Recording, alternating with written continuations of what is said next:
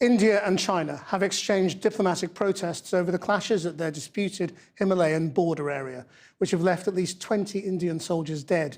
Fighting broke out in the western Himalayas, where both sides have been facing off since early May. The disputed site in the Galwan Valley lies on India's northern tip, near the Aksai Chin plateau, a Chinese-administered area claimed by India. Our Foreign Affairs correspondent, Jonathan Miller, has more.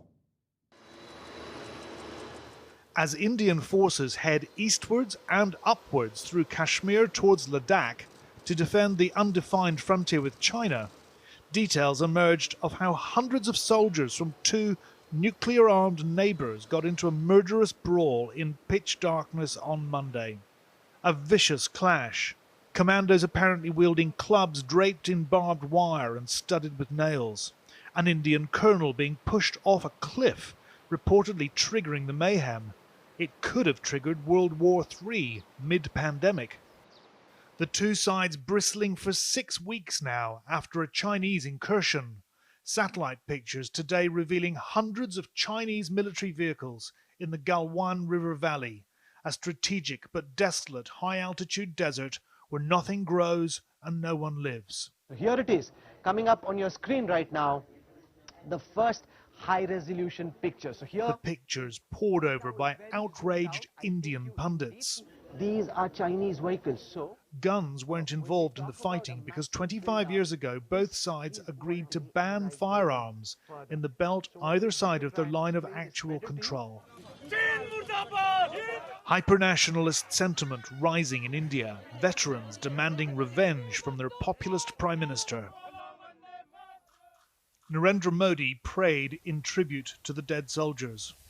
Om Shanti Shanti. He was joined by his ministers in the act of remembrance. Bharat Shanti chahta hai.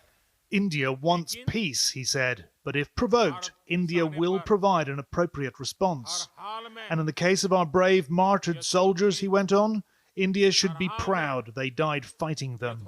And by them, he meant the Chinese. In Beijing, the Chinese finally acknowledging the brawl on the front line. It's controllable, the Foreign Ministry spokesman said. Chinese state television, meanwhile, aired pictures of a high-altitude People's Liberation Army exercise in Tibet. And if that was too subtle a message, the nationalist Global Times tabloid today marked the anniversary of China detonating its first hydrogen bomb. The good thing is I think neither side has an incentive to go to war over this border. And, you know, a war or conflict between, you know, so-called Asia's two nuclear superpowers, I think is really, really unlikely. But that doesn't mean that, you know, you can't have further escalation in this theater before you get disengagement. So a lot will turn on what happens over the next several days. To the highest and coldest frontier in the world. In 1962, the two went to war up here for a month, same spot. India suffered a humiliating defeat. Tensions have simmered ever since. This is not your bloody area. Face-offs happen along the disputed frontier, like this little spat a few years back.